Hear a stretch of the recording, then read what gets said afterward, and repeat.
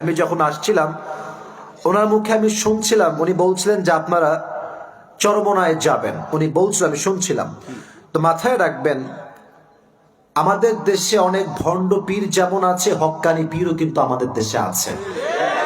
আমি চরমোনায় পীর সাহেব যতটুকু দেখেছি, in my personal point of view, আমি বলবো ওনারা যেমন খানকার পীর, তারা তেমন রাস্তায়ও বীর।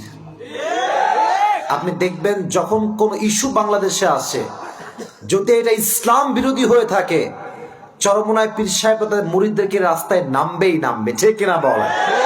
তো এই জন্য আমরা যেন হক্কানি আলেমদের পক্ষে কথা বলি, আমরা যেন হক্কানি পীরদের পক্ষে কথা বলি। আমাদের কথা একটা, কে চরমোনাই, কে সরসিনা, কে জামাত, কে হেফাজত, নট আ বিগ ইস্যু। আমাদের প্রথম পরিচয় হচ্ছে আমরা মুসলমান ঘরের সন্তান, ঠিক কিনা বল?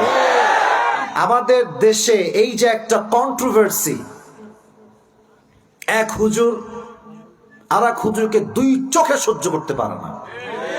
সারাটা দিন ফেসবুকে দেখবেন এই অমুককে বাস দিয়েছে, ওই অমুককে বাস দিয়েছে। আর এই যে কয়েকটা ক্যামেরাম্যান ভাইরা তো বসেই আছে। ভাইরা, আপনাদেরকে আমি চিনি না, আপনারা উল্টা পাল্টা থাম্বনেল দিবেন না। আপনারা এমন থাম্বনেল দিবেন যেন উম্মতের মাঝে বিভেদ তৈরি না হয়, ঐক্য তৈরি হয়, ঠিক কিনা বলো? ইউটিউবার ভাইদের একটা থাম্বনেইলের জন্য আলেমদের মাঝে বিভেদ শুরু হয়ে যায়।